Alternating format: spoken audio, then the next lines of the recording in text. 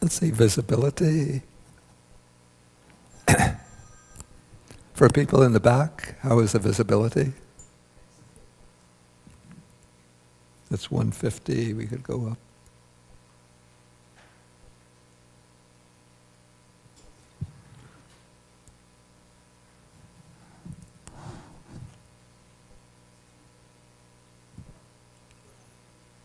It's too big? Too what? Too? It's too bright for we old people.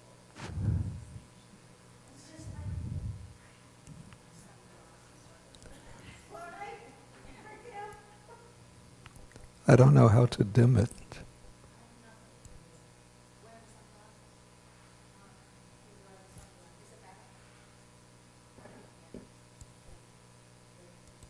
To make it dimmer?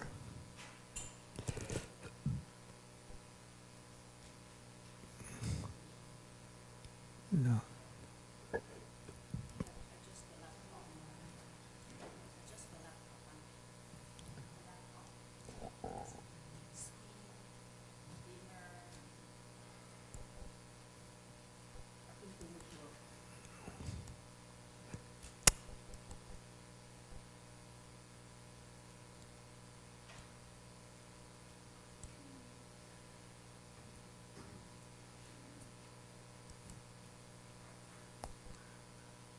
Oh, I think it's one of these things.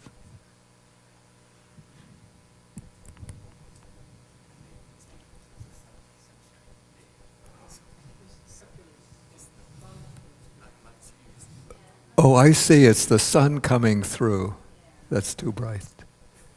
Yeah, it'll change. That will change as the sun moves.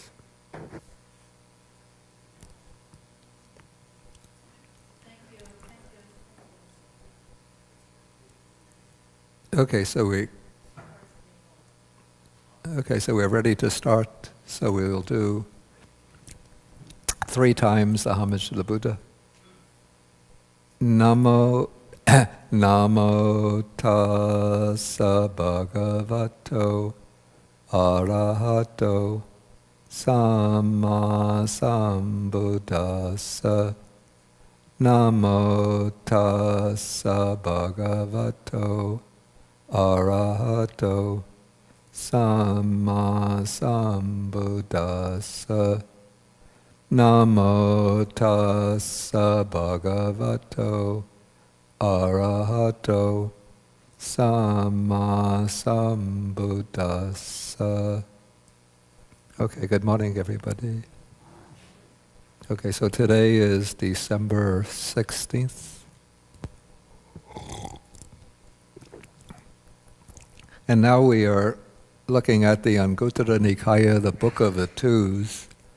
And as I said, I'm not going to take every sutta in this chapter, but sort of jump around and take the more interesting suttas. Or at least those that are more interesting. It's always very subjective what's interesting, but what I find more interesting.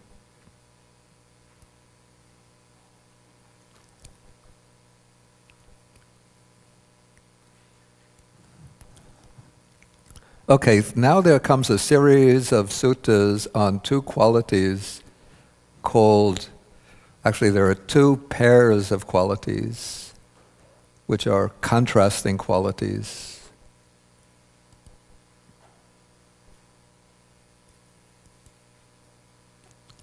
And I've spoken about these in the Abhidhamma class.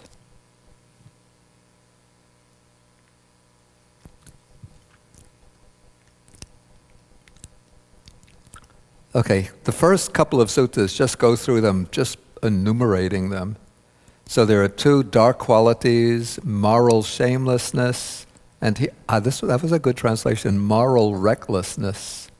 So those are the 2 dark qualities. And then the 2 contrasting bright qualities are called moral shame and moral dread. Then there's a longer sutta which follows. You see that they are grouped together because they have a common theme. So here the text speaks about 2 bright qualities that protect the world. The two are moral shame and moral dread. And then it continues that if these two bright qualities did not protect the world, and here obviously it's referring to the human world, they would not be seen here.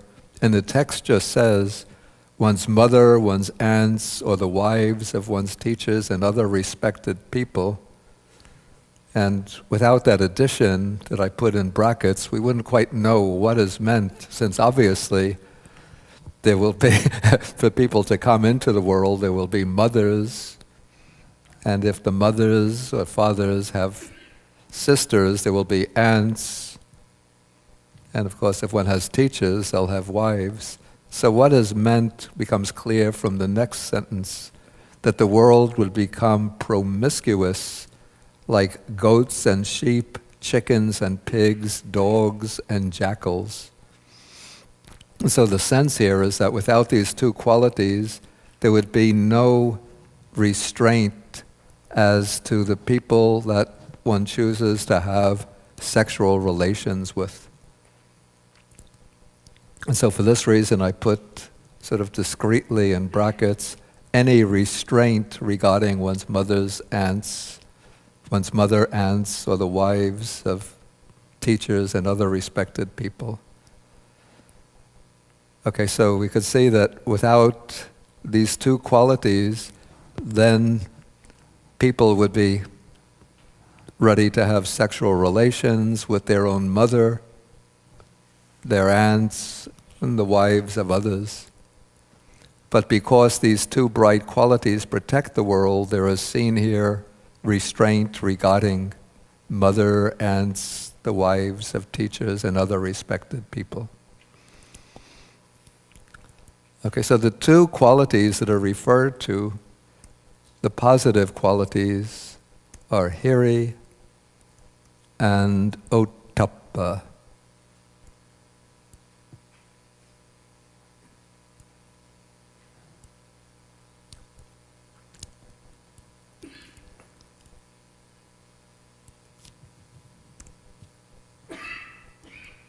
Okay, and I know some people have raised objections to this translation of hiri as a sense of moral shame, but on the grounds that these days, especially amongst school children, but also in the public domain, there's a lot of shaming of people. But hiri has really nothing to do with what is called shaming. What is called shaming today is more what we used to call humiliation. Humiliating people. And there's about as much connection between hiri as the sense of moral shame and shaming people as there is between humility and humiliation. The two words sound very similar, but we regard humility as a positive quality, whereas the humiliation of others is an undesirable or a bad quality. And similarly, the sense of moral shame is a positive quality, which the way it's explained, it is that particular inner quality that prevents one from engaging in unwholesome conduct on the basis of one's sense of self-respect. And where hiri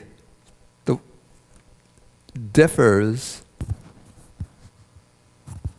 the way hiri differs from the English word shame is that we use the word shame to mean the quality or the state that one experiences after one has done something that one considers to be wrong. And if one does something wrong, afterwards one feels ashamed of it. And so that state that arises is shame. But hiri has more a preventive function.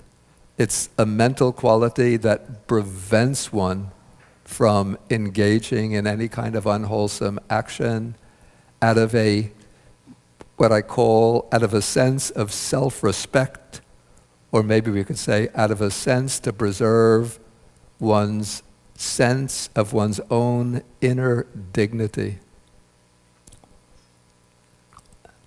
Okay, so the way the commentaries explain hiri, that it's directed inwardly, it arises from self-respect and induces one to reject wrongdoing based on the sense of one's own inherent dignity.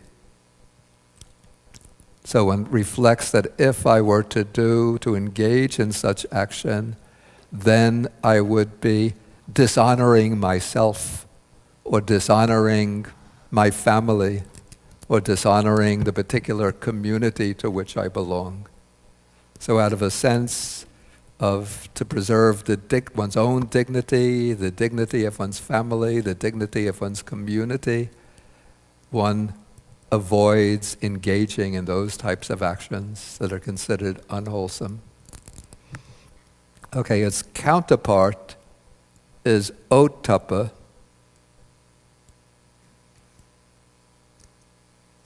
which in Sanskrit, I think it would be, do we have any Sanskritists in the room? I think it might be avatapya.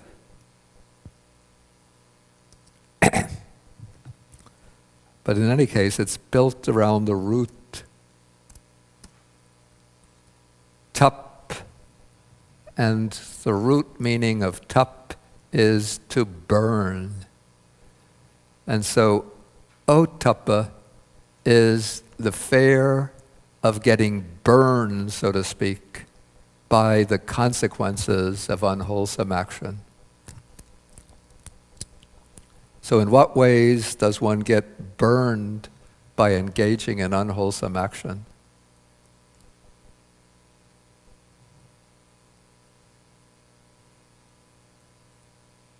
What are some ways that one metaphorically gets burned? I'm asking. It's not a rhetorical question. Okay, very good. Yeah, so one gets a bad reputation, and then other people will speak, a bad report will circulate around about you, so other people will avoid you. And if you're a public figure, what happens?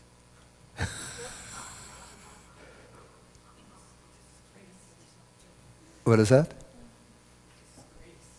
Yeah, you get disgraced. I mean, look what's happening now with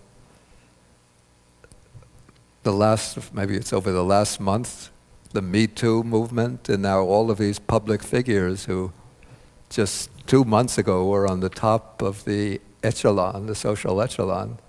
Now they're all crashing down. Sadly to say, with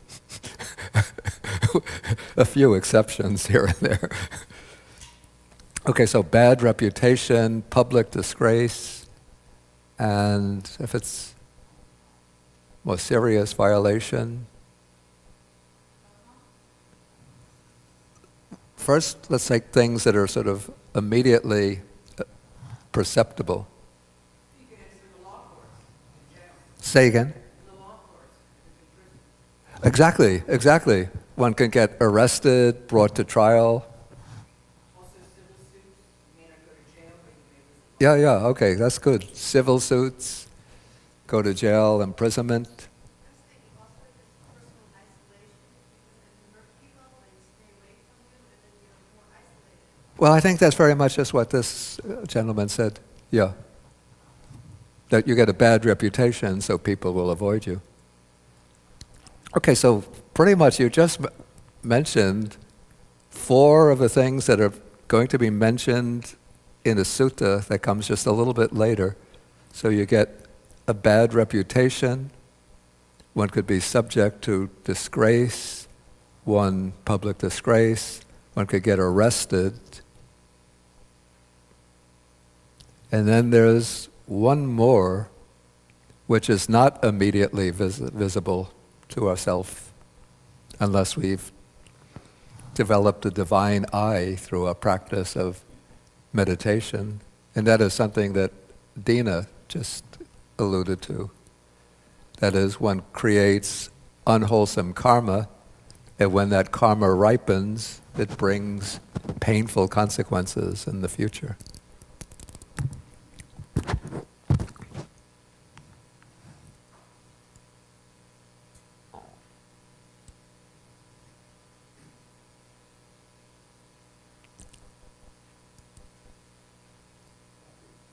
Yeah.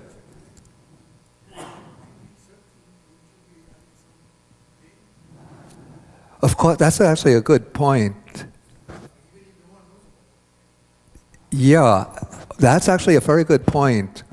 Yeah, and that, I was just trying to think that there were a later sutta will mention 5 disadvantages of engaging in unwholesome action. And I was we got 4 of them, and I was trying to think, what is the 5th? Now you just mentioned it, which is actually the first in the list. That is, one blames oneself. That is, one feels the pain, the sense of self-condemnation. Then the next one is that other people blames one and one gets a bad reputation. Yeah, thank you.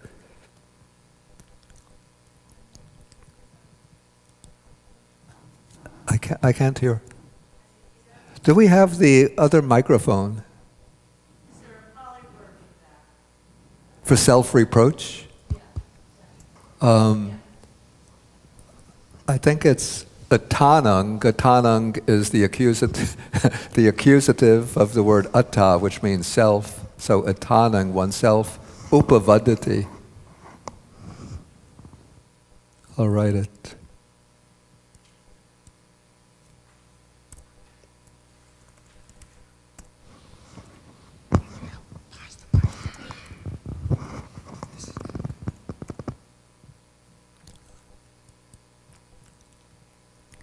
Yeah, so atanang is the word which means the self. I have to use 2 vowels because I lost my diacritical marks. And then upavadati means to blame, to criticize. Yeah, please.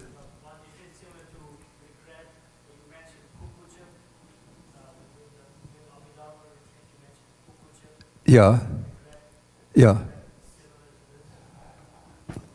Yeah, actually, yeah. Kukucha is similar, but the sutta that I'm thinking of uses the expression that one blames oneself.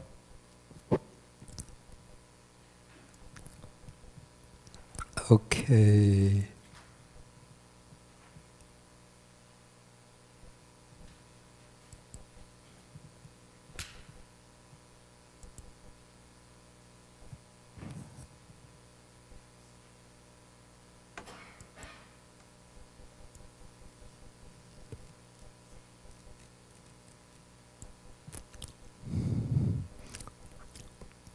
Then if you want to read more about these 2 qualities, these are some of the references.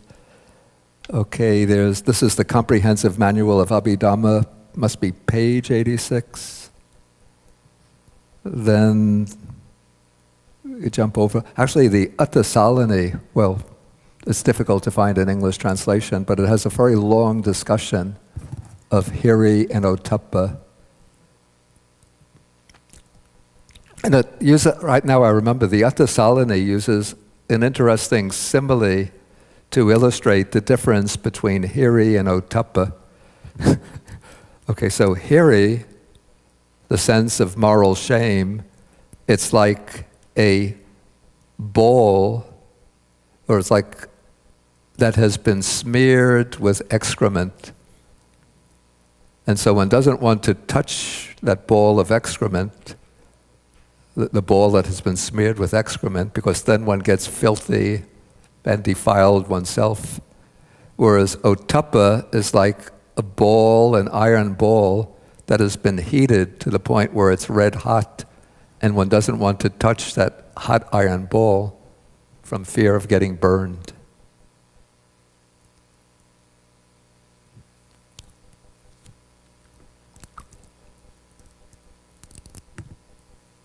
Okay, and then there's a briefer discussion in the Visuddhimagga, which is that's translated the path of purification, and that is in chapter 14, section number 142.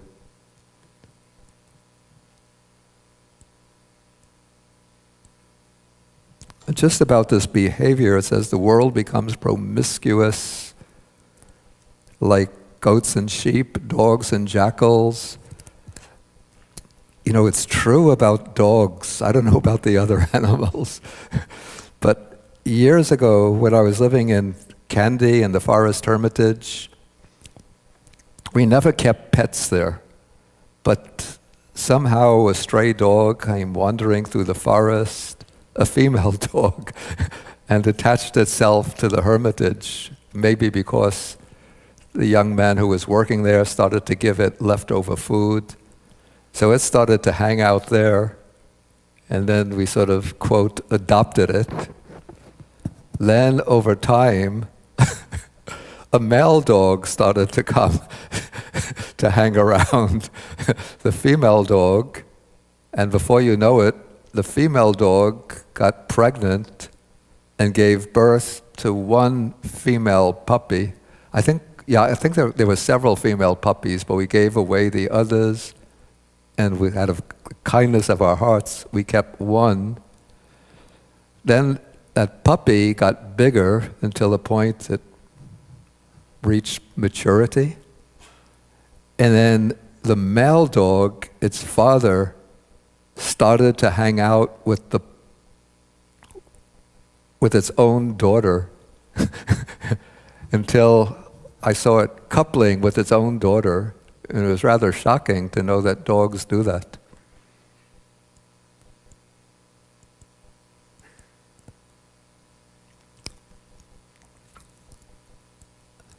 Okay, this is actually an interesting sutta. It's called Two Powers: the power of reflection and the power of development. So this is showing two powers by which one can, here it's used in regard to the abandoning of unwholesome conduct. So through reflection, somebody reflects that bodily misconduct, verbal misconduct, mental misconduct have a bad result, bad consequences in the present life and in the future life. So this would be the kind of bad results that we mentioned just a few minutes ago. So those that are visible, self-reproach, reproach of others, public disgrace, being imprisoned, and then the future life, the bad results of bad karma. So through reflection or thought, one can abandon unwholesome types of conduct. The other is called the power of development. This is bhavana bala. So bhavana is mental development, mental cultivation. And here it's said to be the power of trainees, of those in training. So by relying on the power of this trainee, the power of development, one abandons lust, hatred, and delusion. And then having abandoned lust, hatred, and delusion, one does not do anything unwholesome. So that is the power of development. And even though the text here mentions this in a very specific way, but I find that one could use these two different powers in a whole range of areas in order to improve one's cultivation or one's inner life. So for example, when it comes to qualities, just even a quality like hatred or ill will, so if one reflects on the bad consequences of ill will, one turns over in one's mind, what happens when you get angry very often? So even before it comes into bad actions of body and speech, but when one gets angry very often, it'll have a bad effect on one's physical health. It causes maybe high blood pressure.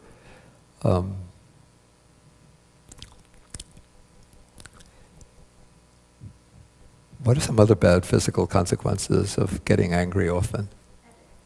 What is that? Headache? Well, I don't get angry very often, but I have a chronic. But yeah. Okay, it can cause, it causes, anyway, inner tension. It puts stress on the heart.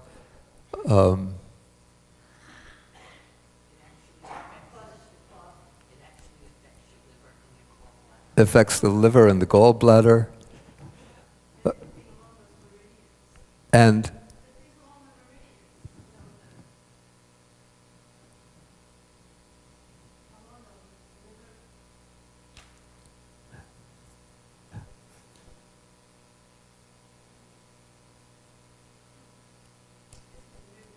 okay, don't.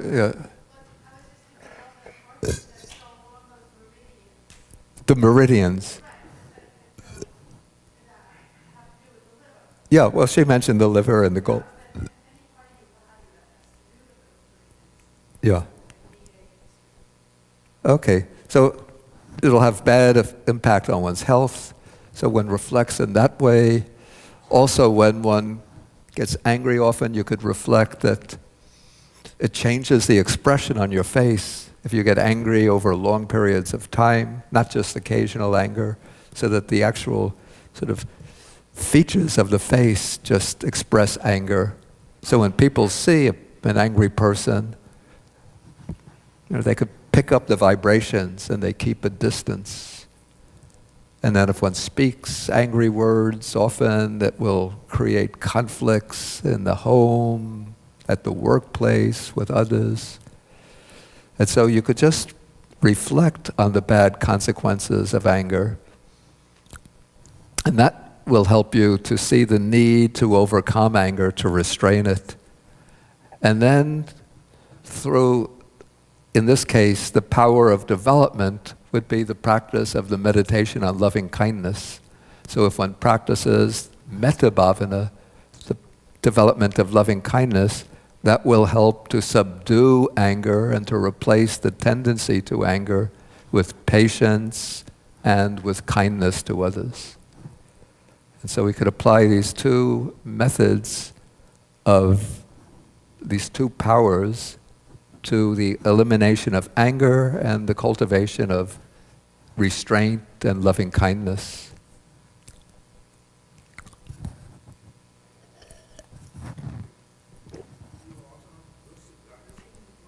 Excuse me? Yeah, I mean, there are many consequences, physical consequences. We don't want to have to go into all of them. Just the important point is that by frequently getting angry, especially explosive types of anger, one is damaging one's own bodily health.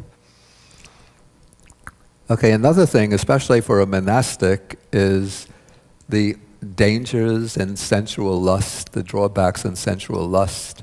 So if one using reflection, one can reflect that if one often lets sensual lust arise in the mind, well, to help to eliminate sensual lust, one can reflect on the 32 parts of the body, not having to do it as an intensive meditation practice, but just by doing it a little bit each day, then one could build up some sense of the true nature of the body.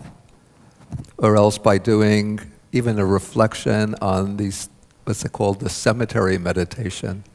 One could sort of mentally visualize a beautiful body. One sees it getting old, dying, then it's lying as a corpse and it undergoes stages of decay and disintegration.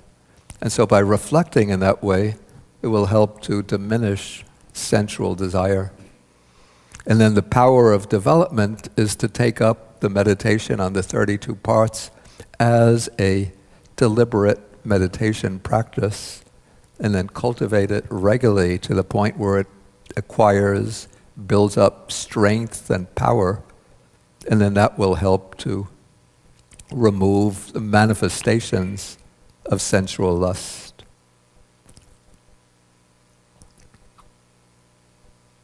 But to abandon lust, hatred, and delusion, then one has to eventually come to the development of insight, since it's insight or wisdom that eradicates lust, hatred, and delusion at the level of the root.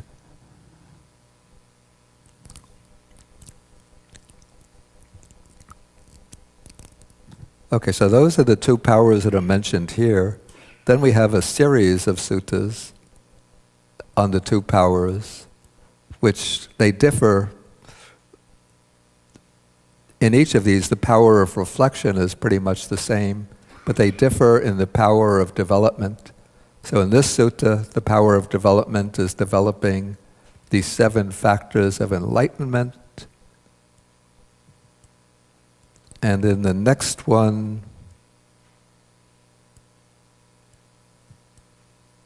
one develops the 4 jhanas. So actually the 4 jhanas are not able to, by themselves, are not able to eliminate lust, hatred, and delusion. But when the jhanas are developed, then they acquire the power to keep the defilements in a state of suspension, so that they don't arise and obsess the mind. But even in the 4th jhana, the anusayas, the sui mian, the subtle tendencies to the defilements still remain. So even after one develops the 4 jhanas, to eliminate the subtle tendencies to the defilements, one has to go on to develop wisdom.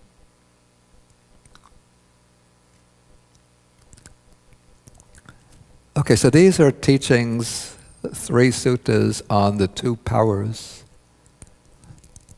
So any questions about these? Yeah, Dina. Sorry. I think it's good to take the microphone. Yes, There's a way. Hello. Yeah, that's it.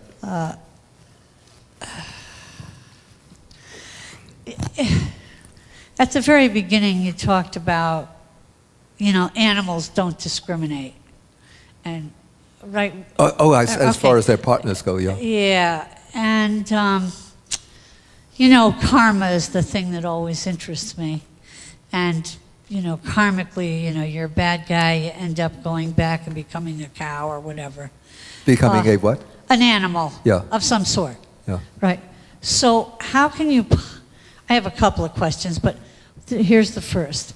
If you become an animal of some sort, except for those animals that mate for life, and there are those too, Yeah. right? But those other animals that are indiscriminate, how can they ever evolve karmically back? Yeah. How can they get out of the animal realm? Yeah. And don't let me go, because I've got more questions. Excuse me? I said, and don't let me go, I have one more question. Yeah, okay, that's a good question.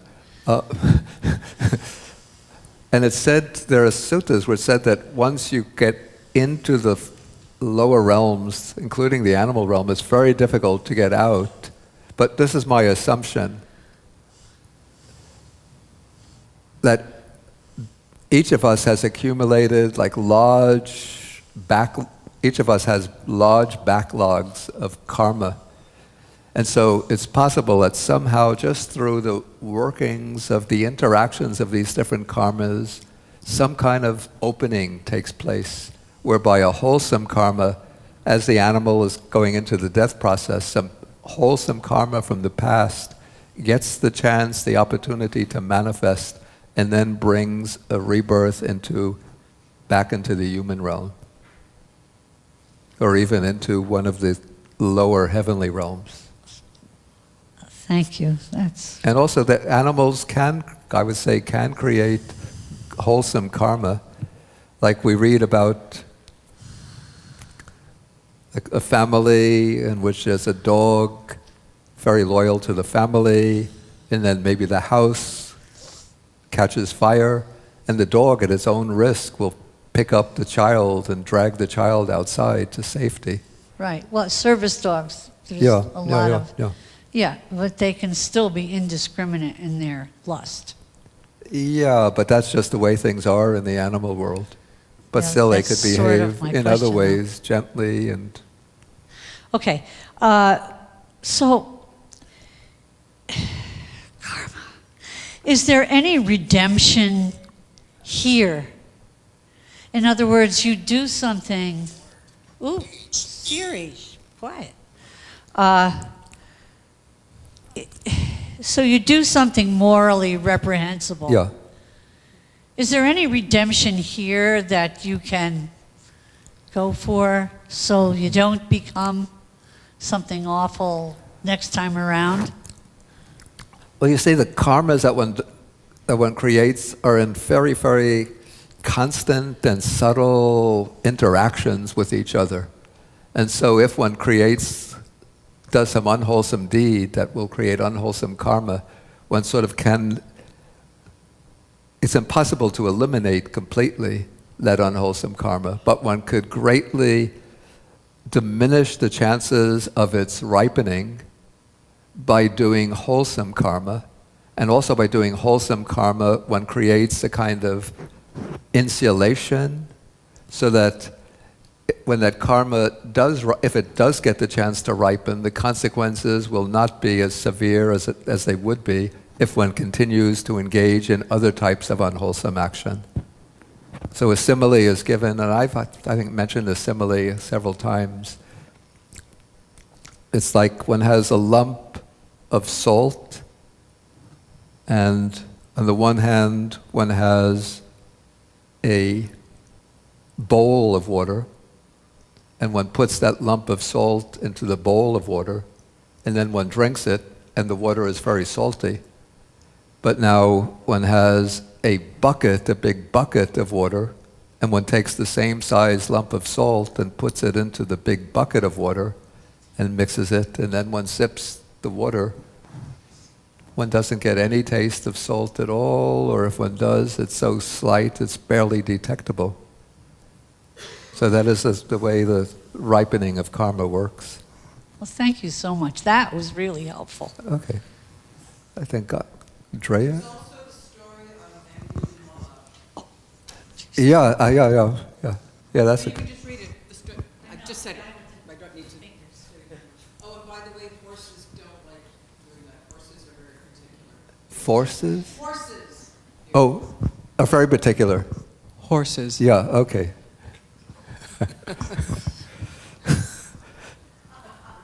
I think the sutta didn't mention horses. No, it didn't. Yeah. They are discriminated. Oh, yeah, please. Yeah. I just wanted to ask we talked about hatred and lust, but it also mentions delusion. Yeah.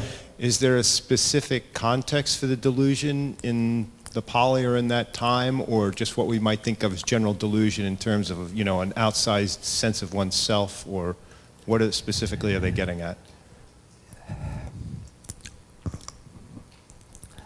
Yeah, well, it's said that delusion, on the one hand, it is the underlying root of all of the other defilements. So when there's lust and hatred underlying that, there's also delusion.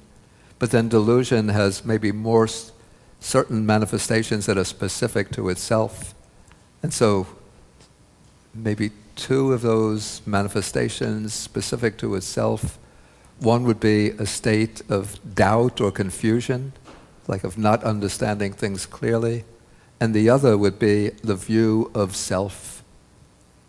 So the view of self, it's distinct from delusion, but delusion is a very deep underlying and strong underlying root of that view of self.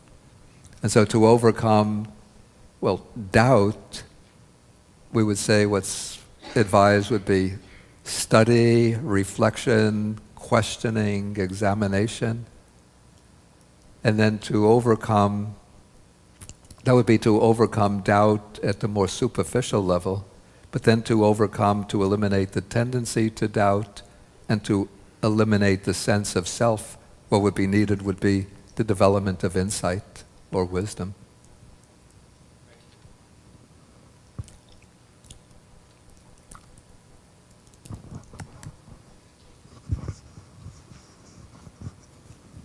Okay, here we have a very concise statement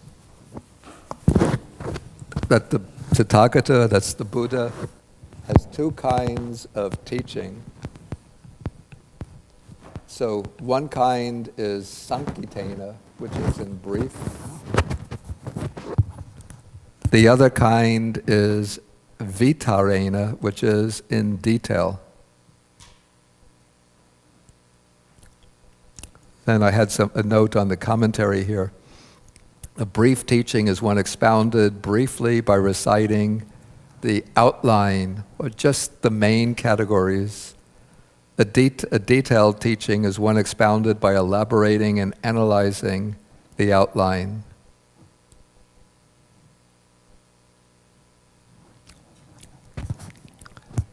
Okay, so let's take an example of a brief teaching. So the Buddha might say, one should abandon what is unwholesome, and one should cultivate what is wholesome. Okay, if he just stops the teaching at that point, then it's a brief teaching. But to go to a more detailed teaching, the Buddha might begin by saying, one should abandon what is unwholesome, one should cultivate what is wholesome. Then he'll go on to say, and what is unwholesome? Then he'll proceed to enumerate the 10 types of unwholesome karma. And then what is the wholesome that one should cultivate? Then he'll enumerate the 10 types of wholesome karma.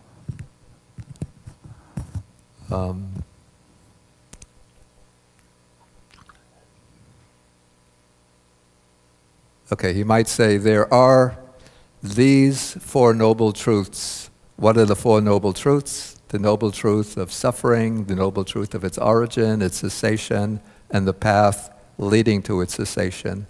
Those are the 4 noble truths. End of the teaching. In a detailed teaching, he'll start off the same way by saying, there are these 4 noble truths. He'll enumerate them. Then he'll go, and what is the noble truth of suffering? Then he'll explain birth is suffering, old age, death, sorrow, lamentation, pain, displeasure, and despair. In short, the 5 aggregates of suffering.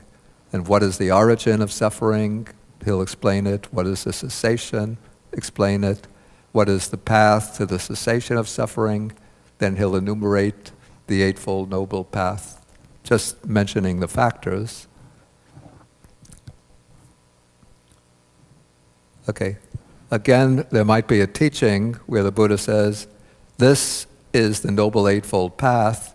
Then he'll just enumerate the 8 factors, right view, right thought, up to right concentration.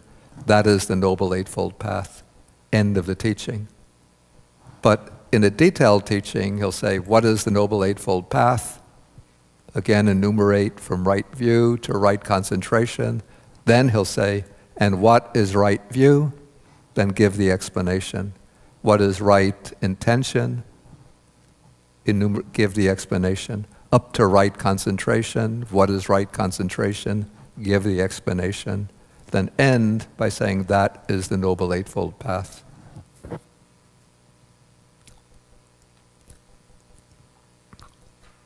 Okay, so those are 2 kinds of Dhamma teaching.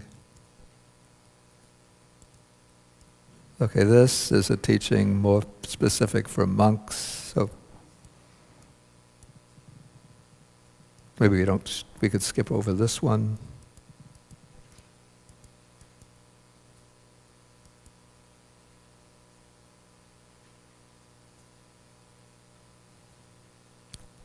Okay, here a Brahmin comes to the Buddha and says, why is it that some beings after death are reborn in the plane of misery, in a bad destination in the lower world and hell? Okay, the explanation comes because of conduct contrary to the Dhamma, unrighteous conduct, that some beings are reborn in the lower world. The question, what is the reason why some are reborn in a good destination in a heavenly world? Because of conduct in accordance with the Dhamma, righteous conduct, that some beings are reborn in the heavenly world. Okay, so this is very fundamental teaching. This is a brief or a concise teaching on the different types of karma and the destinations to which they lead.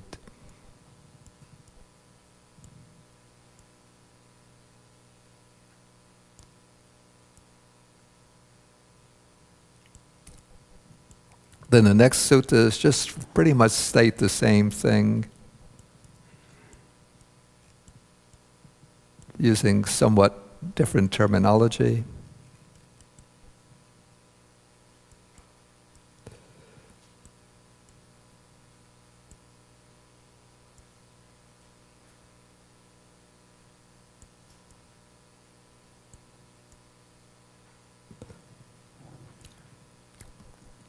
Okay, this is the sutta that relates to the ideas that we brought up when we were discussing moral shame and moral dread. So here, Ananda comes to the Buddha, and the Buddha says to Ananda, he says, I say definitively or categorically that deeds of bodily misconduct, verbal misconduct, and mental misconduct are not to be done. Okay, then Ananda says, then if one behaves in that way, what danger is to be expected in acting thus? And then the Buddha says, I say that deeds of bodily misconduct, verbal misconduct, mental misconduct are not to be done, because in acting thus, this danger, or these dangers are to be expected. First, one blames oneself. That's the point that Ravi brought up. Then the wise, having investigated, censor one. So other people, especially the wise, blame one. Then a bad report circulates about you. You get disgraced in public. Then this wasn't mentioned, but it's important. One dies confused. So if one engages in misconduct, and when death comes, it seems that one's unwholesome deeds will come sort of gushing up to the surface, and then one feels a lot of regret and remorse at the time of death, and a sense of despair that one behaved in that way. And so one dies in a state of misery, dejection, fear.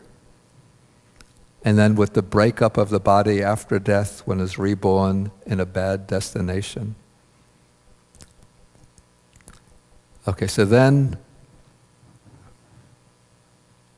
the Buddha says that deeds of good conduct, bodily, verbal, mental, should be done. So what benefit is to be expected in acting thus? So when one acts thus, one does not blame oneself.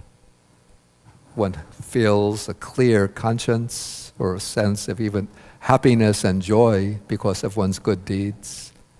And one could use that joy when one reflects on one's good conduct.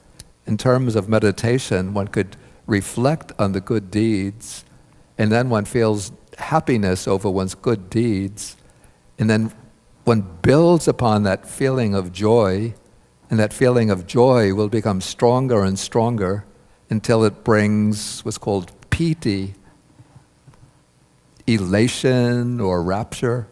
And then from elation it will lead on to inner tranquility, to greater bliss, and that eventually leads to samadhi, concentration. So even good conduct of body, speech, and mind, through reflecting upon it and developing not simply not blaming oneself, but feeling happy, joyful over one's good conduct, that can become the starting point leading to samadhi, concentration. Okay, then the wise, when they investigate one's conduct, will praise you. It doesn't mean that you should act well just for the purpose of getting praise, but if you're praised by good people, then it brings some kind of happiness, a sense of consolation that one has done what is right. One acquires a good reputation.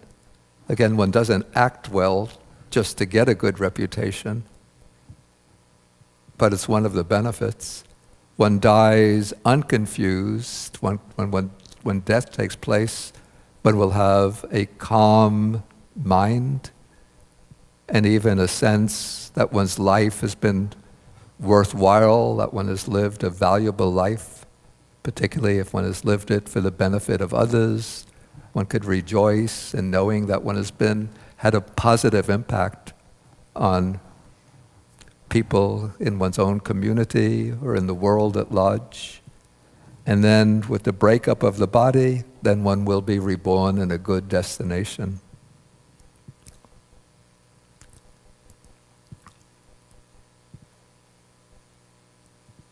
Okay, so good deeds of body, speech, and mind should be done, because in acting thus, these benefits are to be expected.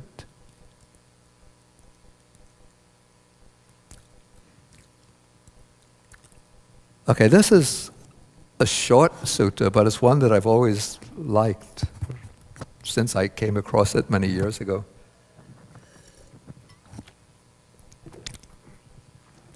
Here the text begins with the Buddha saying, abandon the unwholesome. And then he says, you see, abandoning the unwholesome at a fundamental level means more than simply restraining from the unwholesome, but it means eliminating or even eradicating the unwholesome tendencies of the mind. And maybe this is something quite in contrast with certain strains of thought in Christianity, where they say that original sin is something stamped on the human soul, and no matter how much good we can do, we can never eliminate that taint of original sin. It's always something inherent to the nature, to human nature, because of Adam's and Eve's eating the apple many, many years ago, disobeying God's command. In a way, there's a certain profundity in that idea of original sin that is pointing to the depth and the stubbornness of evil in the human heart. So our, just performing good deeds outwardly is not enough to eliminate that deep tendency towards selfishness, towards greed, towards evil. And the Buddha also, I think, would say that those tendencies, those evil tendencies, are embedded very, very deeply in the human heart, which is why he makes the distinction of the 3 stages of defilements. So we have the stage of transgression,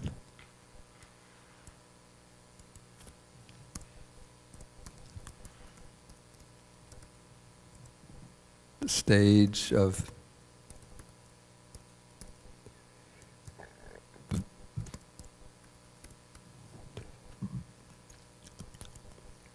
stage of transgression is the stage where one transgresses against the fundamental ethical principles. For example, when one commits deeds like killing, stealing, sexual misconduct, false speech, and so on. That is where the defilement has become strong enough in the mind to motivate some kind of moral transgression. Then the stage of pariyutthana, maybe we could call this the stage of manifestation.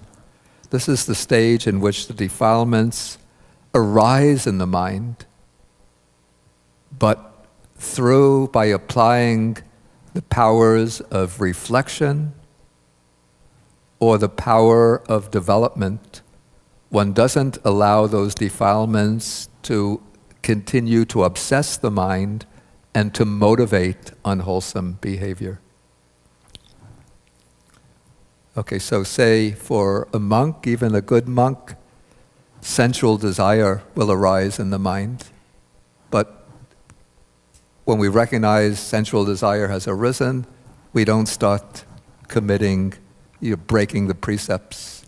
Or anger has arisen in the mind, we don't let that anger explode in violent behavior or in angry speech. But because of our, the deep-rooted defilements, these tendencies arise. Okay, conceit can arise. Other people praise one, so some kind of pride can arise. Or one sees other people being praised, one's rivals, and then envy will arise. Okay. Somebody asks you to make a donation, and you think, I don't want to give, so miserliness can arise. So these are states that arise in the mind, but they're not strong enough to motivate transgression. That is called the stage of parayutthana. But then, through the power of reflection, or especially through the power of meditative development, one can keep those defilements in a state of suspension so that they don't even arise in the mind.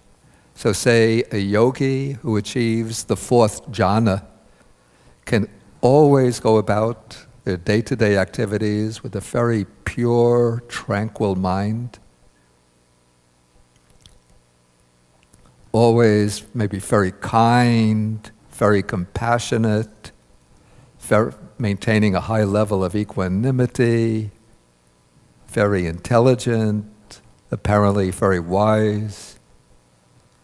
And so at that level, even the defilements don't even arise at the level of parayutthana, the stage of manifestation, but they're still present in the stage of anusaya. Those are the underlying tendencies. And according to the Buddha's teaching, the underlying tendencies, these are the seeds, or maybe you could call them the deep forces that drive the stream of consciousness through the cycle of birth and death.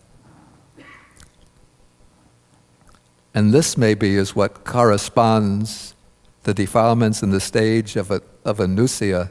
This is the sui mian in Chinese, the latent tendencies.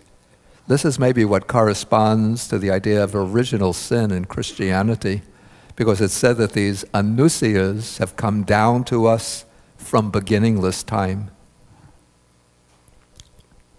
But according to the Buddha, the anusayas can be eliminated. They can be eliminated through the development of wisdom. And they're eliminated through the arising of the four supramundane paths.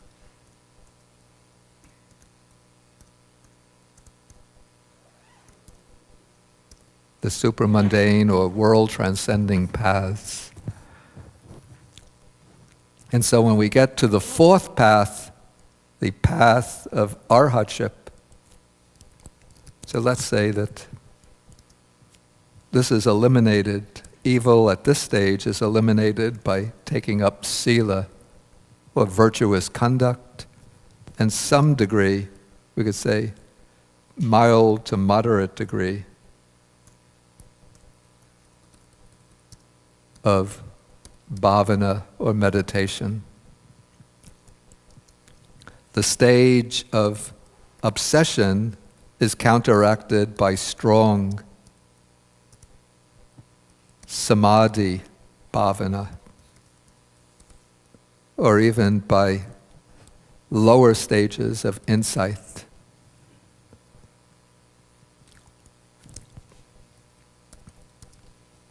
But the anusayas, those are eliminated by the four supramundane paths. So that when we get to the fourth path, that's the path of arhatship,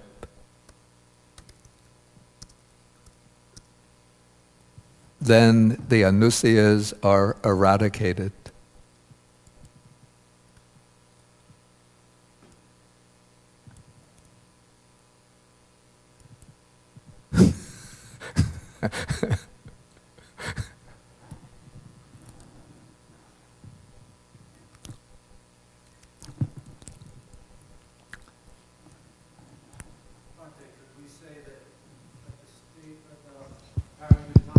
Wait, take the microphone, please. Bhante, would we say at the stage of pariyutthana that Yeah. you would be considered an anagami at that point? No, No. no, no. Only because they're subtle. They're still. Yeah, yeah. In anagami, that is one who has reached the third supramundane path and fruit, will have eliminated, let us say, 3/4 of the anusayas. So, you could say at the first supramundane path, we eliminate 1/4 of the anusayas. At the second supramundane path, one eliminates 1/2 the anusayas. The anagami, stage of anagami, one has eliminated 3/4 of the anusayas, and with the stage of arhatship, one has eliminated entirely the anusayas. Thank you, Bhante. Well, actually, the text mentioned 7 anusayas. Let me see if I could remember them. Maybe if anybody... Suki is here? Well, she's my Pali research assistant. Andrea, I think, is my Dhamma research assistant. Because my memory is getting bad. There's Rag. Okay, there's Dittanusaya. That's the tendency towards views. I think there's Vichikicha Anusaya. I know what to do. Cheat.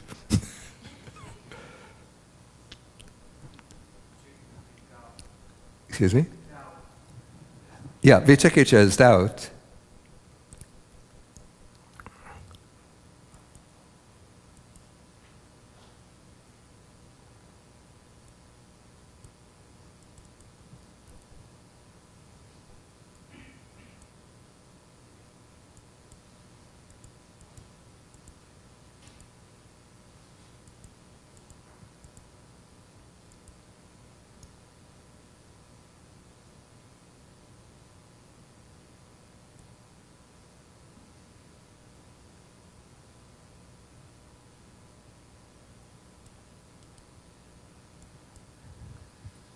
What a strange bird over there.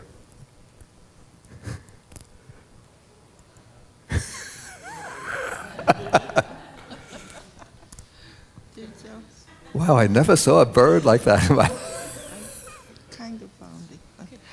No, it. Here's about delusion and the craving for rebirth. It's a. Okay. Okay, so here we have them. But I wanted to put them, readjust the order.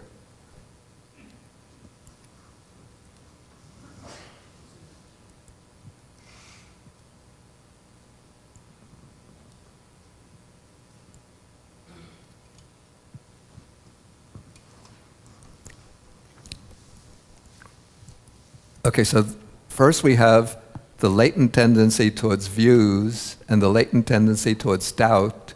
So these two are eliminated by the first path, the stage of stream entry.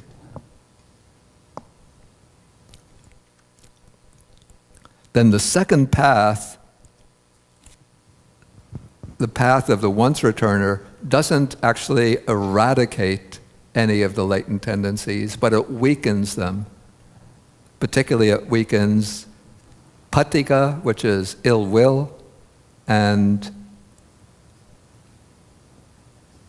it weakens kamaraga, sensual desire, and patika, ill will. Okay, then the third path and fruit, the stage of non-returner, the path of non-returner eliminates sensual lust and ill will.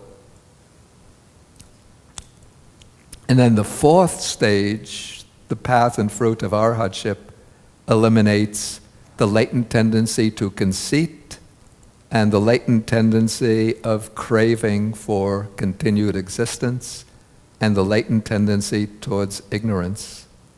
So these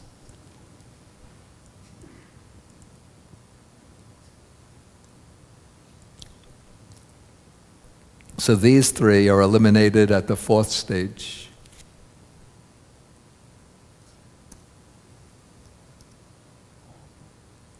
And then it says it's for the abandoning, for the elimination of these that the spiritual life is lived.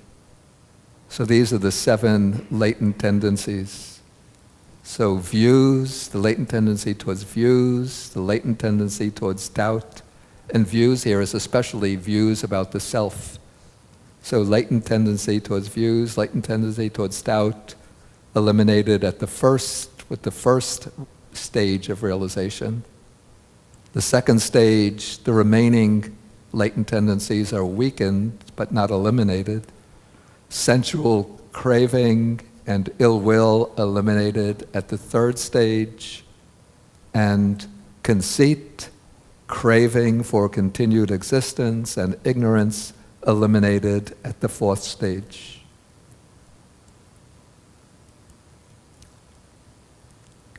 Okay, so that is the unwholesome, and the Buddha says it's possible to abandon the unwholesome. So that is, in a way, quite a radical declaration. Okay, then he says, if this abandoning of the unwholesome led to harm and suffering, I would not tell you to abandon it, but because the abandoning of the unwholesome leads to welfare and happiness, I say, abandon the unwholesome. So that is like the first half of the teaching. Then the second half, he says, develop the wholesome. It is possible to develop the wholesome. If it were not possible to develop the wholesome, I wouldn't tell you to develop it, but because it's possible to develop the wholesome, I say, develop the wholesome. And the wholesome that's to be developed here, it's not specified in the sutta itself, but we could say that it would be the qualities like the 4 foundations of mindfulness, the 7 factors of enlightenment, the 5 spiritual faculties, the Noble Eightfold Path, and so on. Because all of those are just, those factors work together in kind of synergy. And so when the Buddha speaks about the benefit of developing the wholesome, of course it's good to develop wholesome qualities to any degree, but what he's especially pointing to here is the development of the wholesome qualities to the point where they reach their culmination in liberating knowledge, or in clear knowledge and liberation. So that is developing especially the 37 Bodhipakkhya Dhammas, the 37 states that partake of or that conduce to enlightenment. And so in the usual formulation, one begins with the 4 foundations of mindfulness. When the 4 foundations of mindfulness are cultivated, they lead on to the 7 factors of enlightenment. And then the 7 factors of enlightenment, when they are cultivated, will lead into the 8 factors of the Noble Eightfold Path, and that path will culminate in the attainment of liberation.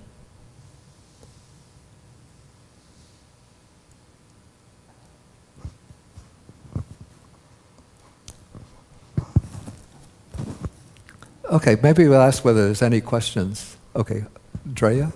Hi, I just wanted to clarify something. Yeah. The anusayas as original sin. and I know this stuff from like my old Catholic catechism classes, Yeah. but I was just looking to confirm, like on the web. Original sin in Christic theology is washed away by baptism. If you believe, I'm just stating, once you are baptized, whether as an adult or as a little kid, that is washed away. However, the underlying tendency to sin, even after that, in Christic or Catholic, which is interesting though, is concupiscence. I can never pronounce this word. Is Concupiscence. That's in Christic. Even though your original sin has been washed away by virtue of baptism, if one believes in that, nonetheless, humankind's tendency to sin, or what you might think of as the anusias, and I can show this to you later, if you're just interested, is, just because I like things to be precise. Okay, that's very good. Okay, that's a good. Concupiscence, just because there are definite correlations, although Christic theology is different and more positivistic and usually how it's presented, whereas Buddhism is more negativistic in how it's presented, at least in the Theravadan tradition. Generally, I would say Mahayana is more positivistic. But I just wanted to sort of, it's interesting, point that out, because it hit me when you said that. Wait, I know that's wrong. Father Sullivan's catechism class. Okay, I don't have a background in Christian theology. theology. No, but there definitely is a correlation. It's just a little bit different terminology. Yeah. Okay. That's a I just good thought you point. might be interested. That's a very good point. And I think the idea of original sin, maybe it's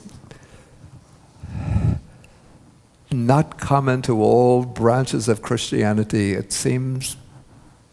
I'm not any expert in Christian theology, but I think it's emphasized in the Western Church, the Roman Catholic Church, maybe not in the Eastern Orthodox.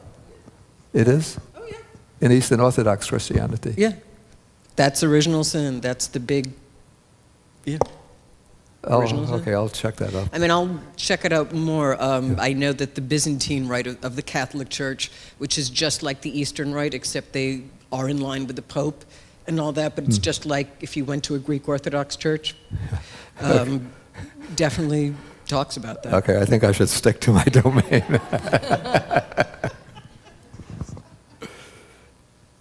Yeah, please. Bhante, I'm even trying to tie in what Dina had mentioned. I think the basic necessity of any being, whether it's an animal or it's a human being, our basic instinct is to survive. Yeah. And if we've taken birth here and taken form here, that just makes us prone to at least some things which may look like sin to someone or evil to someone. But I think that's part and parcel of this life that we've taken here.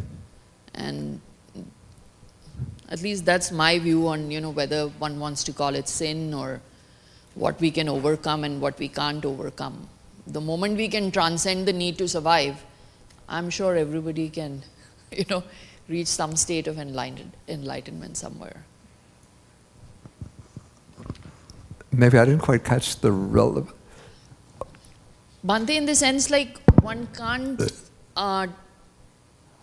discriminate against an animal also just believing that, just because they don't have moral tendencies, they may not be able to achieve enlightenment or get to a better life. There are some things which are part of the existence that we have taken here, whether you're a bird or a fish or a human being. If you live in a body, you have to sustain that body. And there would be times to sustain that body, you may do acts which seem like sin. But you can't deny it because that is the life form that you've taken. So, What I would say probably is that the tendency towards self-preservation, of course, is common to all living beings. That's quite natural. right. But it's maybe, I was going to say that it's much stronger amongst animals, since humans are capable of self-sacrifice, but also animals are capable of self-sacrifice for the sake. That is true. That is true. So that seems to be common both to humans and animals. That is true.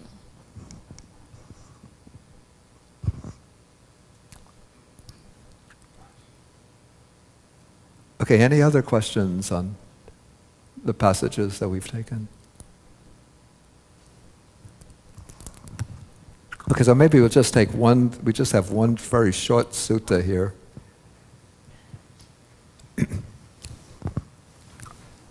And actually this belongs to another.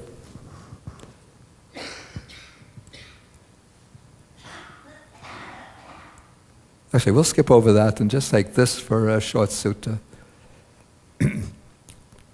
This has quite a lot of practical relevance when there are conflicts, as there are so often today. So the text speaks about two kinds of fools. So what are the two? One who does not see his transgression as a transgression, and one who does not, in accordance with the Dhamma, accept the transgression of one who is confessing. Those are the two kinds of fools and the two kinds of wise people. One who sees his transgression as a transgression, and one who accepts the transgression of one who is confessing.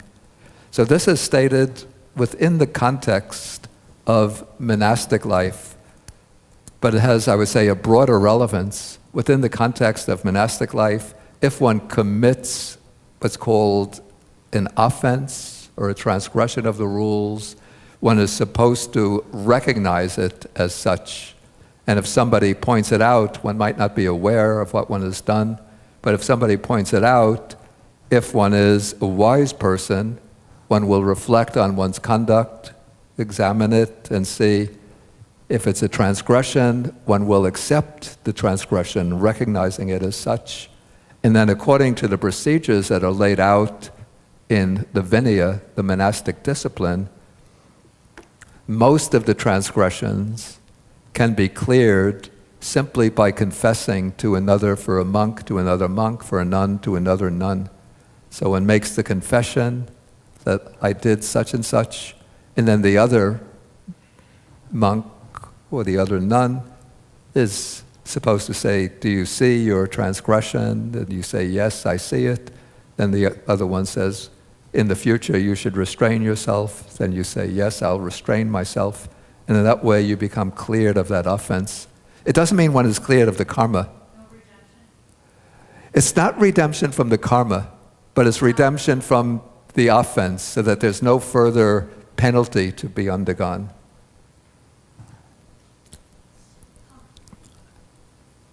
This is not, okay, let us say a monk consciously he swats a mosquito. Okay, that is an unwholesome karma of killing, and it's also a minor offense, a minor transgression of the monastic rules. So the monk might recognize, I killed a mosquito. Then he'll confess it to another monk. The other monk will accept. He'll say, do you see your offense? Yes, I see. In the future, restrain yourself. So now the monk who swatted the mosquito, he's not free from the karma of taking life, but there's no further penalty to be undergone in the monastic discipline. That's what is meant. Well, the case of mosquito would probably be a very, what is that? Yeah, but the karma is still there. One is not freed from that karma. But let's get back to the... I'm sorry. I've got to ask you. I'm so sorry. But are these offenses equal? Killing, stealing, false speech?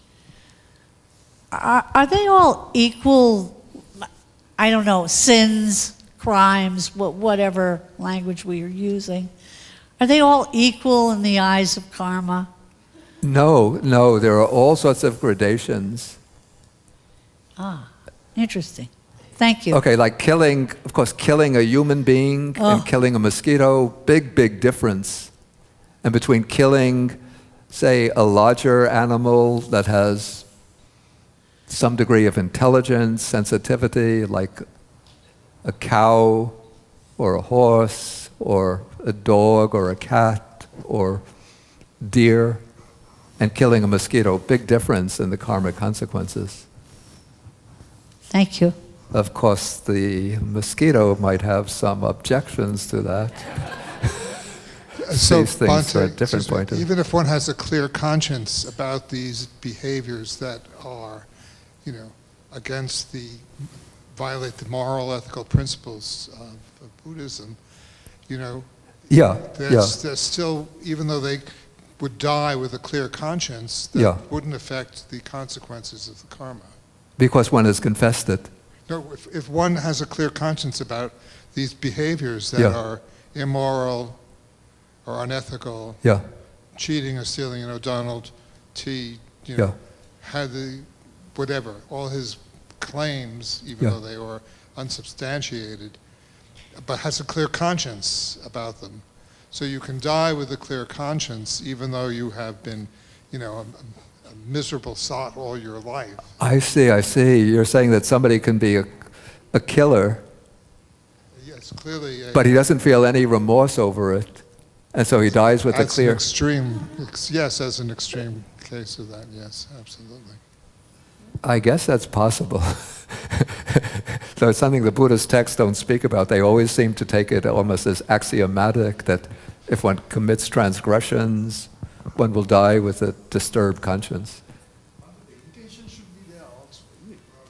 Yeah, of course intention is necessary for karma to be created. Without intention, then there's no karma. Exactly, yeah. Thank you, Bhante. But I wanted to get to the point of the sutta and to bring out the point that's relevant outside a specifically monastic context, that if one commits a transgression, one should recognize it as such. And then if somebody confesses to one that one has committed a transgression, one should help that person to clear up their disturbed conscience by saying, yes, you've done something wrong, but in the future you should restrain yourself.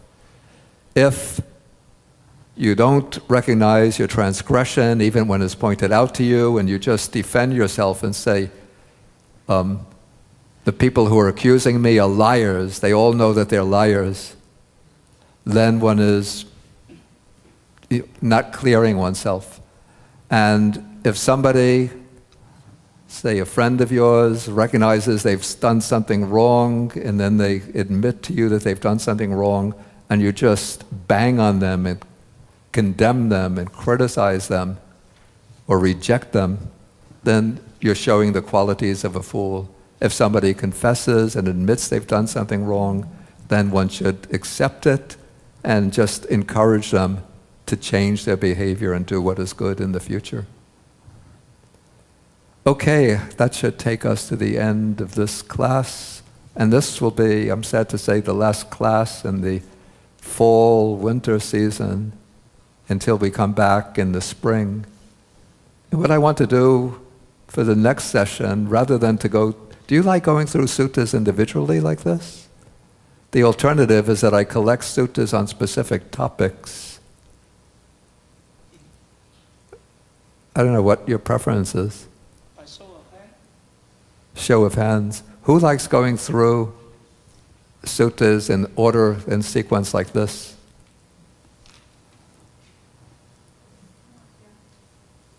Let's count. 1, 2, 3, 4, 5, 6, 7, 8. And who would like suttas organized by specific topics?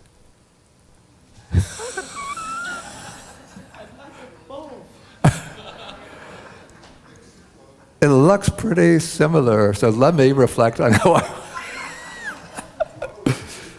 this will be what we call Bhante democracy.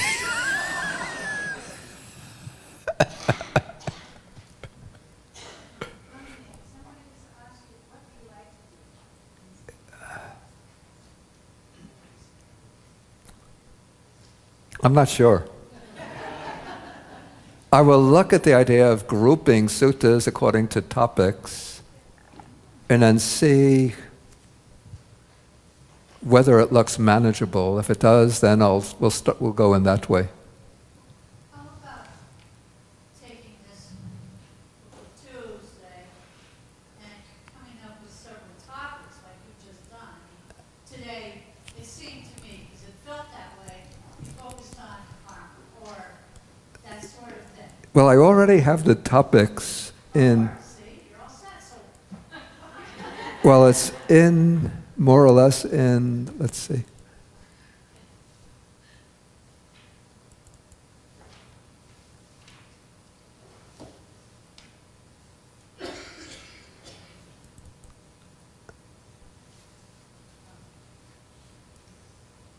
Things, okay, like karma.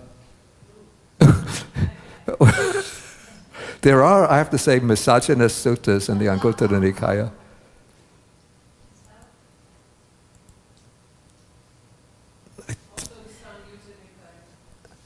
Yeah, but I think the ones that are more, I'd have to say very frankly, more offensive are on the offensive are on the Anguttara Nikaya.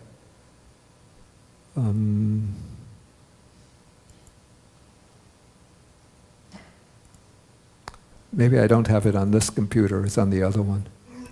But it would be things like noble friendship, restraint of the senses, family life, and then different stages of practice. I'll take a look and then see which looks most manageable. Okay, I think we have to end now, so we'll end with the sharing of the merits.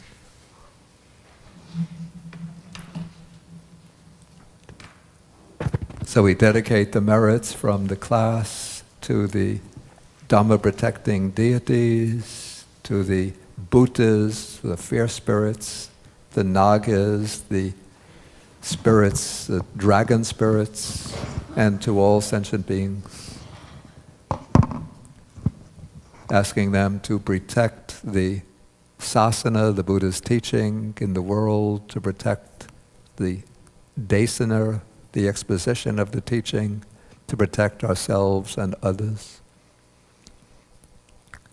Akasata chabhumata deva naga mahidika punyantang anumoditva chirang rakantu sasanang.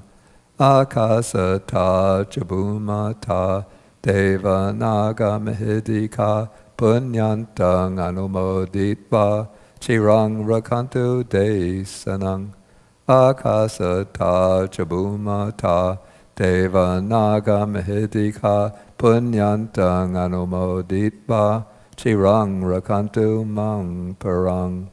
Etavatacham hehi sampadang punya sampadang sabbe devanumodantu sabba sampati siddhya sabbe bhutanumodantu sabba sampati siddhya sabbe satanumodantu sabba sampati siddhya pavagupadaya vichihitato etantare satakaya upapanna rupya rupicha sanya sanino dukkha pamuchantu pusantu nibuting.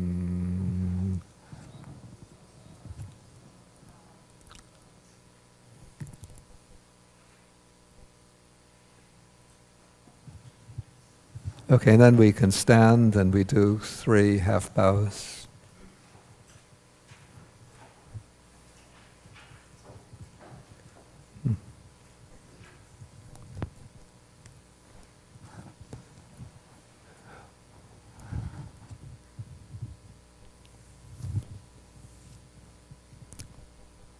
Okay, 1, 2, 3. Okay. Okay, and we could have discussion period, maybe starting 12:20. Hi, everybody. I have no shame. Happy birthday, Bhante. We're going to have a little cake for you after lunch. Well, I hope everyone will join us and celebrate. I know it was last week, but we couldn't come, so don't even try that. So come and have some cake after lunch, please. Isn't there a scene in Alice in Wonderland? No doubt. We'll sing to you. I'm the Mad Hattress. Mad Hatter and the There's the rabbit, Yeah. not the March hare. Well, who's the rabbit? Where do you want to go with this analogy? The singing